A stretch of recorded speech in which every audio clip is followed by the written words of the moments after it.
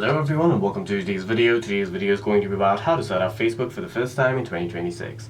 The first thing that you'll have to do is download Facebook on your device. For that, head over to Play Store and then in the search bar of the Play Store, simply search for Facebook.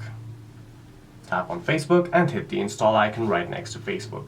If you've already downloaded Facebook on your device, you can simply skip this step and head straight over to the app drawer. In the search bar, simply type in Facebook and then open up Facebook on your device. On the landing page of Facebook, you'll simply be prompted to enter your mobile number or your email along with your password, assuming that you already have created an account. If you've not created an account, simply hit Create New Account, enter your first name along with your surname. For now, I'm going to be using autofill and then hit Next. After that, you'll have to select your date of birth, hit Next, and then select your gender, hit Next. After that, you'll have to enter either your phone number or your email. To enter your email, hit sign up with email address, enter your email address, and then set up a password for your account and follow the rest of the on-screen instructions to set up your Facebook account for the very first time. For any further questions, please feel free to leave a comment down below.